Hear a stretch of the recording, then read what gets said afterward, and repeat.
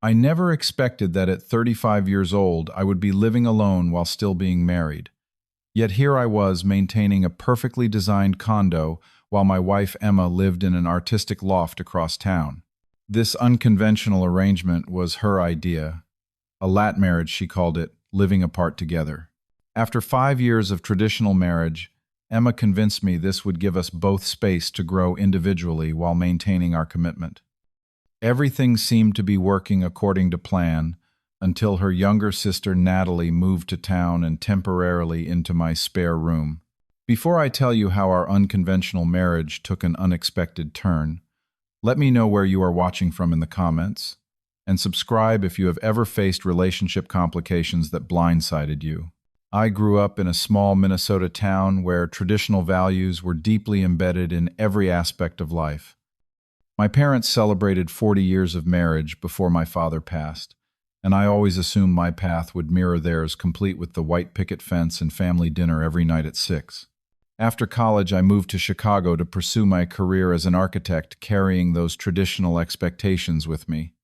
I met Emma during a collaborative project between my architectural firm and her interior design company. She breezed into the conference room late for our initial meeting, apologizing with a genuine smile that immediately caught my attention.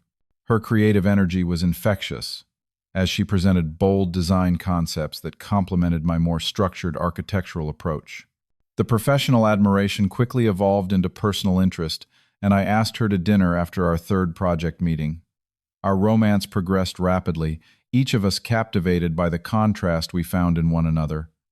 Where I was methodical and tradition-oriented, Emma was spontaneous and forward-thinking. She challenged my conventional perspectives, while I provided the stability she secretly craved. Within a year, we were married in a compromise ceremony that combined traditional elements for me and artistic touches for her. The first 5 years of marriage followed a relatively conventional path. We purchased a spacious downtown condo that I had helped design, merged our finances, and established routines that seemed to work for both of us. I believed we were building the foundation for the lifetime partnership I had always envisioned. The first signs of trouble appeared subtly. Emma began staying later at her design studio, expressing frustration with mundane domestic discussions, and speaking wistfully about friends who maintained their independent lives despite being in committed relationships. I attributed this to a phase, perhaps a natural response to the realization that marriage was less romantic and more practical than movies suggested. Then came the evening that would ultimately transform our relationship. I returned home to find Emma excitedly reading an article on her tablet. "Mitchell, have you ever heard of LAT marriages?" she asked, her eyes bright with enthusiasm. "LAT, no, what is that?" I responded, loosening my tie after a long day of client meetings. "Living apart together," she explained. "It is couples who maintain committed relationships but live in separate homes." Listen to this. It says many couples find their relationships strengthened by maintaining independent living spaces while remaining fully committed to their partnership. I laughed, assuming she found the concept amusing. "That sounds like dating, not marriage." Her expression turned serious. "No, these are committed couples, many legally married, who simply recognize that sharing a living space does not work for them. They maintain their individuality while still building a life together." Over the next several weeks, Emma brought up the concept repeatedly, sharing articles and statistics about the growing trend. Eventually, she made the suggestion that would change everything. "I think we should try it, Mitchell. A LAT marriage." My initial reaction was disbelief, followed by hurt. "You want to move out? Are we having problems I do not know about?" Emma took my hands in hers. "This is not about problems. It is about possibilities. Think about it, we would each have our own space designed exactly how we want it. No more arguments about your architectural models taking over the dining table or my fabric samples in the living room. We could have dedicated date nights where we choose to be together rather than just defaulting to sharing space. It could actually bring back some of the excitement from when we were dating. I resisted strongly at first. This contradicted everything I believed about marriage. But Emma was persistent, framing it as an evolution of our relationship rather than a step backward. She suggested a 6-month trial, after which we could reevaluate. Just imagine, she said, no more fighting about the thermostat settings or whether the windows should be open or closed at night. No more compromise on decorating styles or kitchen organization. Reluctantly, I agreed to the trial period. We established clear parameters. We would remain exclusively committed to each other, maintain regular date nights, attend family and social functions as a couple, and check in daily. I would keep our shared condo while Emma found a loft space that better reflected her artistic sensibilities. The transition was surreal. Helping my wife pack and move to another residence felt like a divorce, despite our insistence that we were still fully married. Emma found a converted warehouse loft in an up-and-coming neighborhood. It quickly became filled with bold colors, eclectic furniture, and the creative chaos that I had always tried to contain in our shared home. To my surprise, the arrangement did offer some immediate benefits. Without the daily friction of sharing space, our scheduled date nights took on a renewed sense of occasion. Emma seemed happier, more energetic, and more affectionate during our time together. My productivity at work improved without the late-night discussions that had often disrupted my sleep. We both invested more in our respective careers, with Emma taking on more ambitious design projects and me pursuing a long-delayed professional certification. Yet beneath these surface improvements, I found myself struggling with an increasing sense of emptiness. Returning to an undisturbed but empty condo each evening felt less like freedom and more like loneliness. The perfectly arranged space, no longer disrupted by Emma's creative chaos, seemed sterile rather than peaceful. I missed the small moments of connection, the casual touch as we passed in the hallway, the shared laughter over a television show, even the mild irritation of finding her coffee cups scattered throughout the house. Meanwhile, Emma embraced our new lifestyle with enthusiasm, posting about our progressive marriage on social media and fielding curious questions from friends. She seemed genuinely happier and repeatedly assured me that our relationship was stronger than ever. I tried to believe her to embrace this modern approach to marriage that seemed to suit her so well, even as I questioned whether it would ever feel right to me. 6 months into our LAT arrangement, just as we were approaching our agreed reevaluation point, Emma called with news that would introduce an unexpected variable into our carefully structured lives. Natalie and Jordan broke up, she said, referring to her younger sister and the boyfriend she had been with for 3 years. She is devastated and needs a fresh start. She wants to move to Chicago. I am sorry to hear that, I replied, genuinely concerned. I had always liked Natalie, who was more reserved than her outgoing sister, but equally kind. Is she going to stay with you while she gets settled? Well, that is the thing, Emma said hesitantly. My loft is tiny, basically one open space. There is literally nowhere for her to sleep except my sofa. But your place has the spare bedroom. I immediately understood what she was asking. You want her to stay with me in our old place just temporarily, Emma assured me, until she finds a job in her own apartment. A month, 2 at most. Despite my reservations about the awkwardness of living with my sister-in-law while not living with my actual wife, familial obligation won out. 2 weeks later, I was helping Natalie unload her modest belongings into the spare bedroom of what had once been my marital home. Natalie was 3 years younger than Emma, with the same dark hair but softer features. Where Emma was bold and assertive, Natalie was thoughtful and observant. The sisters had always maintained a close but somewhat competitive relationship, with Emma typically taking the lead and Natalie following in her shadow. The first few days of our new living arrangement were undeniably awkward. We moved carefully around each other, overly polite, establishing unspoken boundaries. I noticed immediately that Natalie was much tidier than Emma had ever been, cleaning up after herself meticulously, as if afraid to impose on my space. You do not need to walk on eggshells, I told her over breakfast on her 4th day. Consider this your home while you are here. She smiled gratefully. Thanks, Mitchell. This is all just so weird for me. Emma told me about your living arrangement, but I still cannot wrap my head around it. You two always seemed like the perfect couple. I shrugged, unsure how much to share about my own mixed feelings. It works for Emma. Natalie gave me a perceptive look. But does it work for you? The question caught me off guard with its directness. None of our friends or family had been bold enough to ask me that so plainly. It has its advantages, I replied diplomatically. Anyway, let us focus on getting you settled. Did you start the job search yet? Recognizing my deflection, Natalie allowed the subject change. Over the next week, I helped her polish her resume and connected her with a friend at a design firm similar to Emma's but focusing on commercial rather than residential projects. To our shared delight, they offered her an interview and subsequently a junior designer position. We celebrated her employment with takeout and wine in the living room, and I was struck by how comfortable our interaction had become in just a few weeks. When Emma called during our celebration, Natalie put her on speaker and we all chatted briefly before Emma explained she had to go prepare for an important client presentation the next morning. She seems really busy lately, Natalie observed after the call ended. She is, I confirmed. The LAT arrangement has allowed her to take on more projects.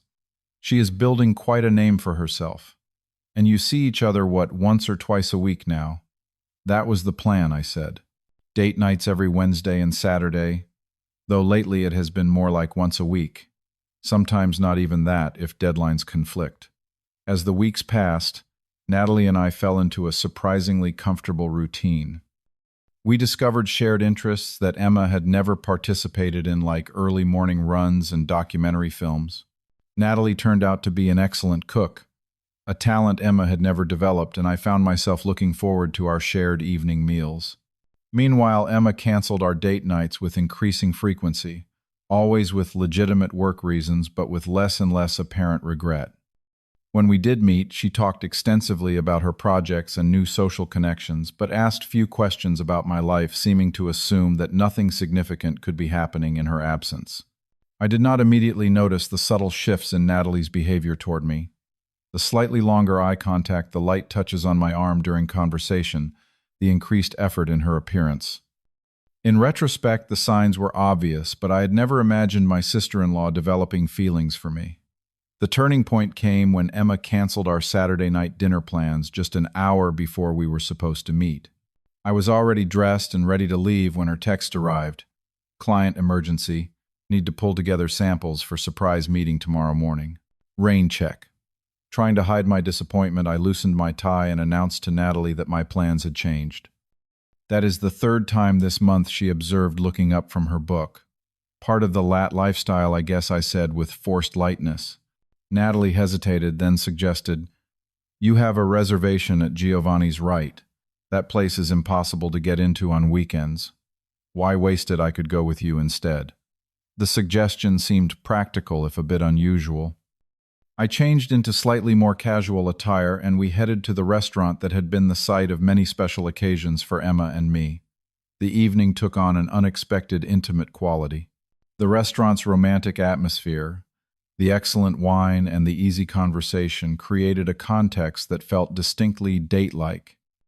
Natalie wore a dress I had not seen before, elegant but not overstated, and I found myself noticing details about her that I had previously overlooked. The warmth of her laugh, the thoughtfulness of her observations. After our second bottle of wine, the conversation turned personal. "Can I ask you something, Mitchell?" Natalie said, her eyes reflecting the candlelight. "Are you happy with this arrangement with my sister?" I considered deflecting again, but found myself answering honestly. Not entirely. I miss the everyday moments. The small connections that happen when you share a life, not just scheduled dates. She nodded. "I never understood why Emma wanted this. You are such a good husband, attentive and supportive. Most women would consider themselves incredibly lucky." The compliment, delivered with such sincerity, warmed me in a way I had not experienced in months. The conversation continued to flow, moving deeper into personal territory until Natalie suddenly fell silent, staring into her wine glass. "There is something I need to tell you," she said finally, her voice barely audible above the restaurant's ambient noise. "I know this is wrong and complicated, but I have developed feelings for you, Mitchell. Living together these past weeks, seeing the kind of man you truly are. I cannot help it." Her confession landed like a physical shock. I sat stunned, unsure how to respond.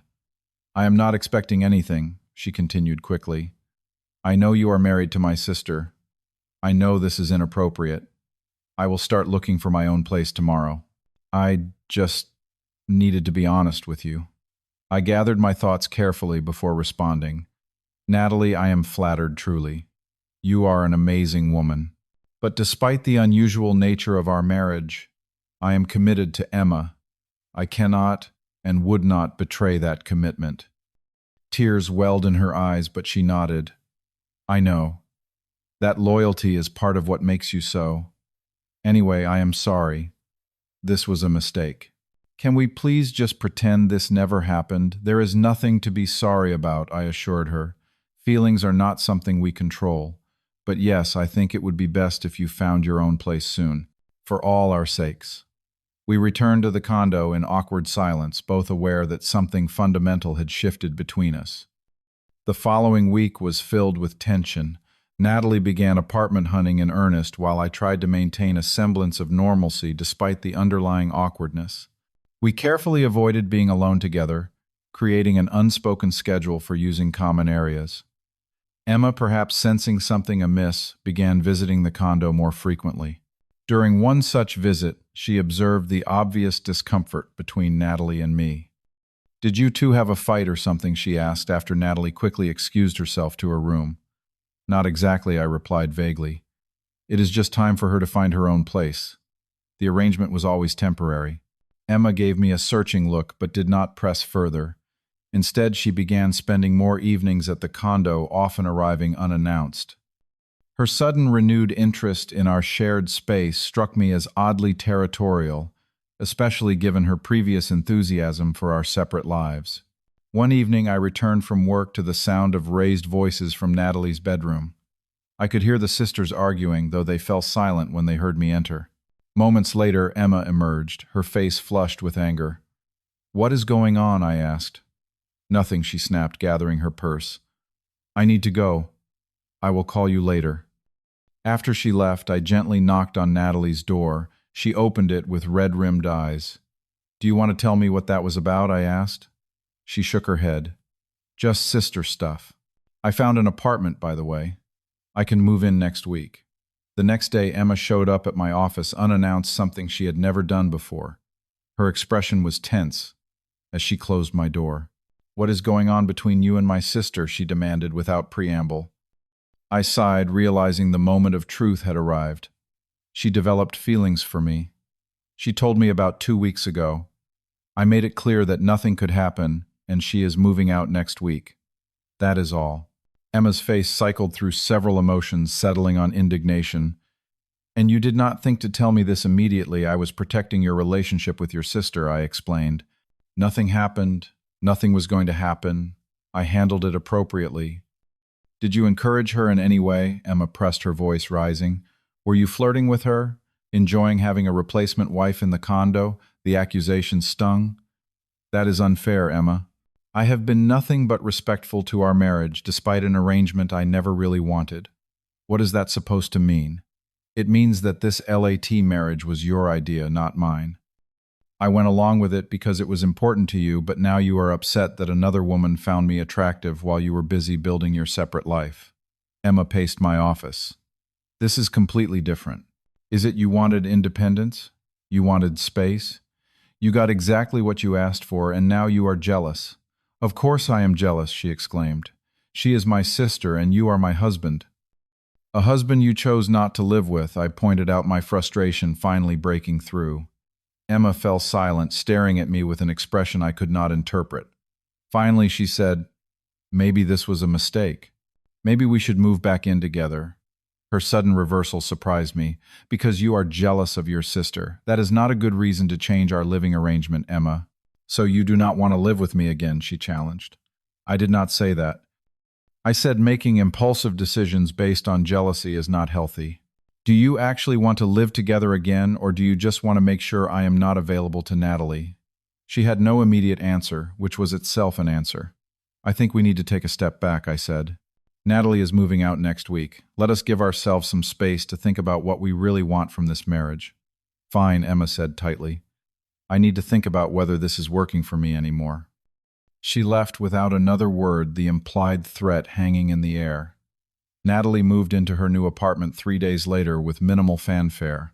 She left me a simple note thanking me for my hospitality and apologizing again for the complications she had caused. I did not hear from Emma for over a week, after our confrontation, the longest we had gone without communication since we began dating. Alone in the condo for the first time in months, I had the space to truly reflect on what I wanted.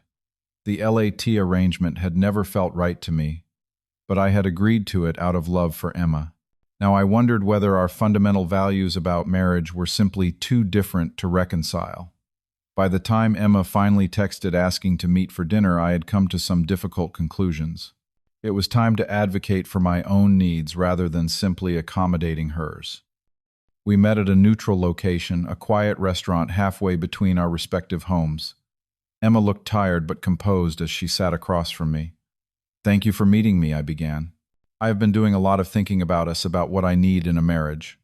She nodded. "Me too. I need to be honest," I continued. "The LAT arrangement has never felt right to me. I went along with it because I love you and wanted to support your needs, but it contradicts my fundamental understanding of marriage as a shared life, not just a commitment maintained at a convenient distance." I expected defensiveness, but instead Emma's eyes welled with tears. "I think I made a terrible mistake, Mitchell." Her vulnerability caught me off guard. "What do you mean, this whole LAT thing?" I convinced myself it was about independence and personal growth, but I think it was really about fear. She twisted her napkin nervously. Fear of truly merging my life with someone else's. Fear of the vulnerability that comes with complete intimacy. "Why did you not tell me that?" "Because I did not recognize it myself," she admitted. It was easier to frame it as a progressive lifestyle choice than to acknowledge I was running from deeper commitment. "And what changed?" I asked, though I suspected I knew the answer. "Seeing you with Natalie," she said quietly, realizing someone else could step into the role I had voluntarily abandoned, recognizing what I stood to lose. We sat in silence, both processing this revelation. "I want to try again," Emma said finally. "Really try living together, building a true partnership." I took a deep breath. "I want that too, but I think we have more fundamental issues to address first. Our values around marriage seem very different. I suggest we try marriage counseling before making any decisions about living arrangements." Emma agreed, and the following week we began sessions with Dr. Day M. Hever, Harriet Klein, a highly recommended couples therapist. The initial sessions were difficult, revealing profound differences in our expectations. Emma valued autonomy and novelty, while I prioritized stability and togetherness. She feared stagnation, while I feared disconnection. As the weeks passed, I found myself growing more confident in expressing my needs rather than simply accommodating Emma's preferences. The temporary separation, painful as it was, had given me clarity about what I truly valued in a relationship. In our 4th week of counseling, I had an unexpected encounter. I was working at a coffee shop when Natalie walked in. We both froze momentarily before she approached my table. "Mitchell, how are you?" she asked, visibly uncomfortable, but making the effort. "I am doing okay," I replied. "Emma and I are in counseling, trying to figure things out." She nodded. "That is good. Listen, I wanted to tell you that I accepted a job offer in Seattle. I am moving next month." "Congratulations," I said sincerely. "That sounds like a great opportunity." "It is," she agreed. "A fresh start." She hesitated, then added, "I want to apologize again for complicating your life.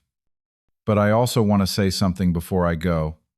You deserve someone who wants all of you, Mitchell, not just the convenient parts. Remember that." Her words stayed with me through the following months of counseling.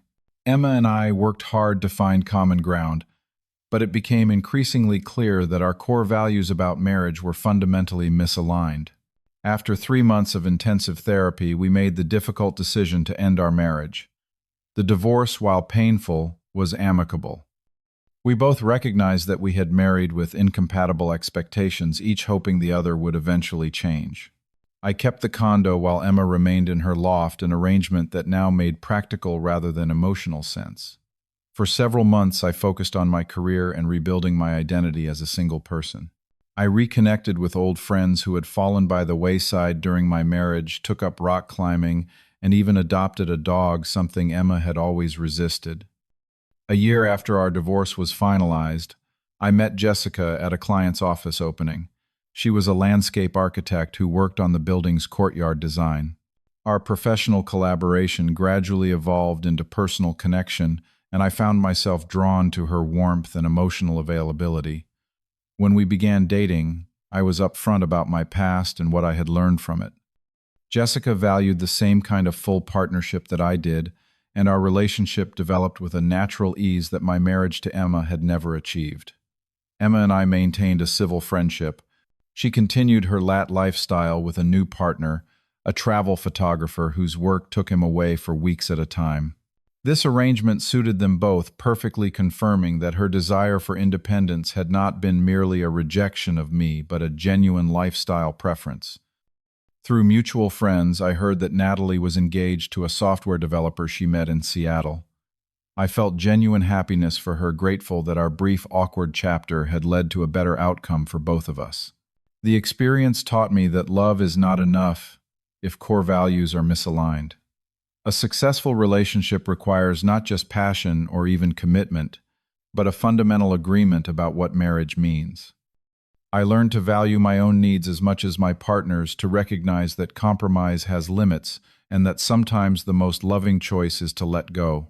Most importantly, I discovered that the right relationship does not require sacrificing essential parts of yourself. It enhances who you are while creating something greater than the sum of its parts. Have you ever compromised too much in a relationship, ignoring your own needs to make someone else happy?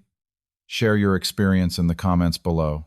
If my story resonated with you, please hit the like button and subscribe to hear more real-life lessons. And if you know someone struggling with relationship compatibility, share this video with them. It might give them the perspective they need. Thank you for listening to my journey, and remember, true love should feel like coming home, not like leaving a part of yourself behind.